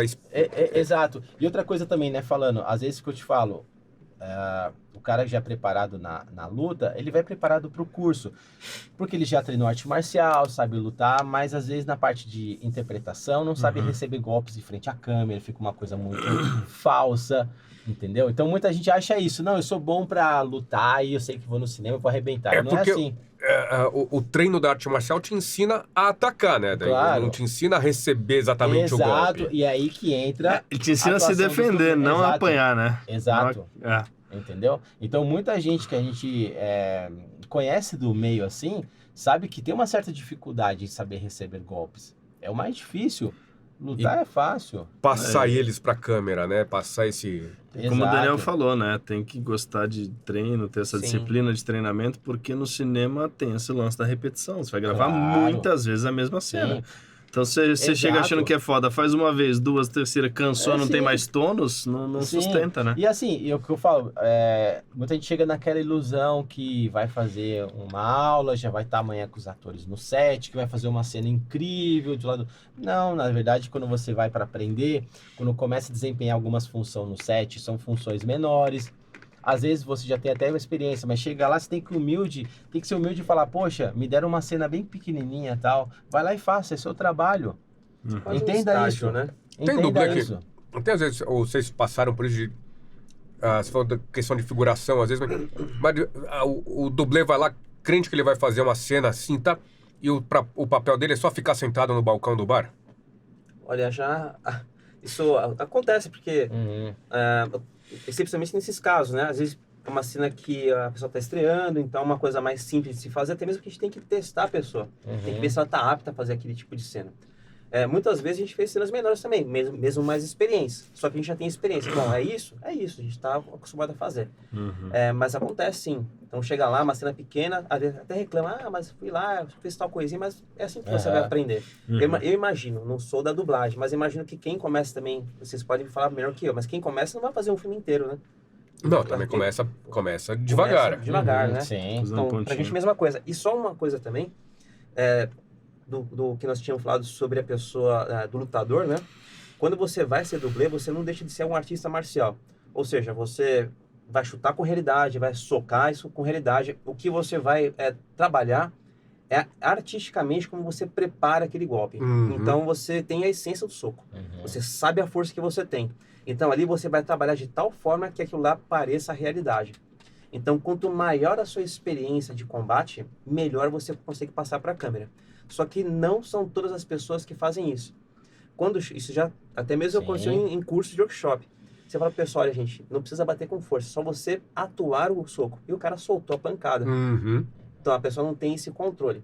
Então, enquanto artistas marciais, é o controle do golpe para você poder passar na cena. Então, por isso que a gente começa com essas ceninhas pequenas. Vamos no set, é só isso. Teve gente que trabalhou com a gente no Guardião Escarlate, que foi o primeiro trabalho. Ceninha pequena. Ceninha pequena com uma pessoa mais experiente, para você aprender a lidar com cenas de ação, para depois você subir para cenas maiores também. Para ter confiança tanto dos coordenadores, como também do próprio diretor. Porque às vezes o diretor olha e fala assim, pô, mas esse cara vai entregar essa cena? Será que ele consegue? Não vai se machucar aqui? Ali gravando? Então, tudo isso aqui é uma responsabilidade que a gente assume também. Ser dublê não é o cara que tá ali, né? Faz qualquer jeito. Assim, é o cara que tá ali bem direcionado. E cena de ação, a gente fala de luta e tudo, a gente sabe que é uma movimentação diferente, não é uma luta em si, né? É uma coreografia diferente que precisa ser encenada para a câmera. Claro. Então tem uma outra amplitude de movimento, tem uma outra... isso às vezes gera conflito com alguém que justamente chega da arte marcial, vai para lá e se sente de alguma forma ali, fala, putz, mas isso aqui não é o Kung Fu, isso aqui não é... Isso aqui é uma dança, não... Sim. Rola esse tipo de coisa? Sim, esse conflito que acontece quando o cara já é da arte marcial e ele tem uma cena pra fazer, quando ele entende que ele não consegue receber golpe, às vezes o cara se frustra, sabe? Tipo, caramba, eu não sabia como era tão difícil isso. E na verdade, sim, é difícil, mas é aquilo que eu falo, você tem que se desconstruir. Se você já é um lutador, artista marcial, sabe fazer coreografias, mas nunca treinou para receber golpes, como a gente tava falando, né? E pra câmera é isso, o que interessa é isso. Mas o chute tem que vir muito mais de longe, um negócio muito mais espalhafatoso. Não, sim, aí já estamos falando técnica mais elaborada, um pouco mais visualmente bonitas, né? Para uma coreografia. Mas uma simples luta precisa ter isso, sabe? Do cara saber levar golpes. E às vezes muita gente não tem paciência, o cara se frustra. E tem gente que não leva jeito mesmo, sabe? Tipo, fica muito duro, dá uma reação muito fraca. Ou algo muito exagerado também. Isso acontece. Acontece muito. Entendeu? Então é assim, ter humildade e disciplina. Beleza, você treinou quanto do arte marcial? 10, 20 anos? Não importa. Vai ter que treinar tudo de novo. Pra câmera é outra pegada. É outra coisa. E isso eu te falo por experiência própria, porque isso... Eu sofri lá no começo também. Eu achava assim, não, beleza, eu vou pro curso de dublê, já tô preparado. Quando eu cheguei lá, eu falei assim, não, eu tenho que aprender tudo de novo. Tudo bem, já tinha lá mais de 15 anos treinando Kung Fu. Mas, poxa, tipo, é outra pegada. É outro trabalho, né? Outra coisa. É outra coisa. Uhum. Entendeu? E tem a consciência. É porque também o lance é, tipo, sei lá, você tá treinando uma arte marcial, primeiro que você faz isso pra quem? Uhum. É pra você. Sim. Ponto. Por mais que o cara ache que ele vai sair socando as pessoas na rua, esperamos que isso não aconteça, você Exato. treina pra você. É pra você, Exatamente. né, se desenvolver, é o teu corpo. Quando você vai gravar um filme, não é pra você, Não é é. pra aquilo, né? Tem Exatamente. essa relação com a câmera, com o outro, quem Exato. tá vendo de fora, muda tudo. Exato. E tem a consciência também das pessoas que estão envolvidas na cena. Por exemplo, nós treinamos e coreografamos o Vanderlei Silva. MMA, cara forte pra caramba, tem uma Que filme? Foi dos Abestalhados. Ele tá lá, eu não sabia. Sim. E o cara é forte pra caramba. Só que ele tem ali uma consciência corporal que a gente conseguiu. Ele entendeu que ia ser dublê. Uhum. Ele chegou lá, a gente passou a coreografia pra ele. E ele falou: não, beleza. Ele entendeu o movimento, ele entendeu que era a câmera, ele entendeu o contexto e ele atuou no filme. Então, Mas um também cara... se passar um golpe e acertar nele, ele aguenta, né? Tá de boa. Pode. Isso aqui é o cara, entendeu? Você faz isso aqui, o cara tem uma densidade muscular ali. O duro é o contrário. Então, mas ele entendeu isso aqui, a proposta. Quando ele fazia o golpe com a gente, ele sabia colocar os movimentos. Então, é a pessoa que sabe que tem a consciência corporal, que treina, que entende propostas e não é aquele cara que quer aparecer. É o cara já famoso também, né? Ele não precisava disso. Então, ele já estava ciente do que fazer. Agora, tem muita gente aí que não tem mínimo 1% disso. Aí já vai chegar batendo, tudo aí. Claro, e vai muito daquela empolgação, às vezes a primeira cena do cara, sabe, ele sempre quis estar lá, sabe, mostra tanta energia naquilo, mas acaba atrapalhando todo o desempenho dele, sabe? E vocês já se machucaram feio?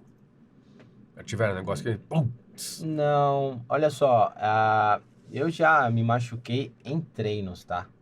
Ensaio, assim, mas set filmagem nunca, nem da equipe também. Por exemplo, tem dias que você tá treinando, de repente, tem tal atividade, é acrobacia. Vai lá, faz salto mortal no trampolim, cai no colchão. Um dos acidentes que eu... Não vou falar acidente, tá? Um dos descuidos que eu tive foi cair com o pé fora do colchão, torci o pé, fiquei algum tempo de molho ali. Mas isso são questão de treino, tá? Então, assim, quanto mais você treina, mais você tá exposto a tá fazendo atividade. E às vezes você não tá no seu melhor dia também para fazer um treino, você tá cansado, né? Você tem várias atividades também que acabam te tirando um pouco da tua energia, mas não tem algo no set que aconteceu e o set não é para ter acidentes, tá? Não é para ter acidentes. Idem pra mim. Eu no set nunca tive nada assim, né? Sempre uma dor ou outra que recebe um golpe, alguma coisa mais normal. Agora no esporte, no treinamento, sim. Eu inclusive tenho um joelho operado aqui, mas é por conta que eu competia muito, né? Competia demais, competi durante muitos anos aí. Então aí, por conta disso e treinamento, eu tive que fazer uma cirurgia no joelho. Mas fora isso, nunca tive nenhum problema. Em treinamento, eu lembro uma vez do Tom, né? Que ele fez um salto de uma plataforma, isso em treino. Uma plataforma, acho que uns 3 metros mais ou menos. Ele não calculou bem o salto. Era um colchão grande que ele fez o salto. E o que aconteceu? Ele caiu, aqui imagina aqui a ponta do colchão, né? Ele caiu, a cabeça dele fez isso aqui, ó. Então, fez um chicote. Na hora foi um susto, né? Porque um chicote ele ficou meio zonzo ali na hora e... Mas deu ruim na cervical? Não. Deu ali na hora, a gente socorreu tudo, mas até hoje tá tranquilo, não tem dor nenhuma, tá vivo, tá andando por aí. Boa. Senhores, Maravilha. Bom papo. Obrigado por vocês terem vindo. Sensacional. Sempre Nós muito bom estar agradecemos. junto com vocês. Só queria lembrar os nossos parceiros rapidamente. A gente tem aí o apoio do pessoal da Max Racer, com essas que tá cadeiras aqui, ó. sensacionais. Apoiando, inclusive, Temos- aqui a nossa lombar, muito bem. Obrigado, Max Racer! Temos apoio da Piticas, que está sempre junto com a gente, aí fazendo alguma ação. Inclusive, queria lembrar que nós estamos ainda com A promoção e o Isso. nosso sorteio The Last of Us. Você não sabe o que é ainda? Vai lá, ó, tá tudo explicadinho no Instagram. Corre lá que dá tempo de você participar e concorrer a 2 camisetas autografadas pela Carol Valência, dubladora da Hebe, e pela Luísa Caspari, dubladora da Ellie. Serão sorteadas 2 camisas, você não vai ganhar as 2, tá? Cada pessoa ganha uma, serão 2 ganhadores. Além de Piticas, temos também a galera da Buenos Vinhos, que está sempre aí entrando aí para fornecer um brinde pra gente com o nosso convidado. Uma pena que os nossos convidados hoje não bebem. Que mais que tem, Gui? Tem a Temos Game também o Escola. pessoal da Panini, que tá aí sempre com a Panini. gente. E é isso. Muita gente bacana. Diz que é feito no ar, gente bacana, papos bacanas, eu tô muito feliz. Tá feliz, Gui? Eu tô feliz. Foi Vou bacana, ficar, né? sabe o que eu vou ficar mais feliz? Quando a gente sair na porrada, fizer esses vídeos aí. Eu não ia falar isso, mas comentem aí se vocês acham que isso aí é legal, que O que vocês acham? vai rolar. Vocês Eu estão acho. afim de ver essa cena? Eu acho. Mas eu vou ficar mais feliz se você seguir a gente lá no Instagram, seguir a gente aqui no YouTube e ativar as notificações. Tá aí, ó, o nosso arroba lá no Instagram. Acompanha a gente lá, vem dar essa moral pra gente. É chato falar isso, mas é importante, gente. Tem que clicar no sininho sim, tem que ativar tudo aí, senão o YouTube não entrega. E ó, não é só de YouTube que vive no ar, não. A gente tá também no Spotify. Todos os episódios estão sendo direcionados para lá. Então, se você tá no trânsito, prefere às vezes ouvir, não consegue dar atenção à imagem, dá um play lá no Spotify. Beleza? Guto, Valeu. ganha aquela Obrigado. câmera lá, deixa as tuas redes, fica à vontade para dar uma palavrinha final. Valeu. Senhores, muito obrigado aí pelo convite. É sempre um prazer estar com vocês. Sentir a boa energia aqui do Brasil. Sempre que eu venho para cá, adoro o ambiente aqui, muito legal. Obrigado. Bom, pessoal, vou deixar o meu Instagram, @GutenbergLinsDublê. Lá tem todos os meus trabalhos relacionados aí à área de dublê. E o nosso site, actionkungfu.com.br também. Vocês vão conhecer nossos trabalhos lá. E aí, Daniel? Bom, primeiro, obrigado aí, Bruno. Obrigado, Guilherme, novamente. Primeira vez que eu venho aqui a um estúdio de Olha dublagem, aí. bem bacana. Você esteve aqui, não teve uma Não, vez para fazer um primeira vez. ensaio? Não, primeira vez. Olha aí. Primeira vez aqui. Só A tava gente- eu, Nando. A gente fez um ensaio aqui Sim. Eu não sei se foi o Guardião, se foi o Não, foi Guerreiro, o Dragão de Dragão, José, tá. É a primeira vez aqui, nossa, fantástico, né? Porque eu gosto muito desse ramo, né, da dublagem. Isso me remete muito à infância, muitas lembranças bacanas aí. E sensacional estar aqui com vocês. Obrigado aqui ao meu parceiro Gutenberg por Valeu, tantas Daniel. batalhas aí. Tem muita coisa pra gente É. fazer ainda. E deixar a rede social do Instagram, é daniel.dublê, facinho. E também, Action Kung Fu, a gente está sempre com conteúdo lá também. Obrigado demais. E, Valeu. nossa, satisfação imensa. Convidou, tô aqui. Maravilha. Obrigado. É isso aí. Valeu, Gui. Muito bem, mais uma segunda-feira. Segunda-feira que vem a gente tá aí de volta com vocês também. Valeu! Valeu.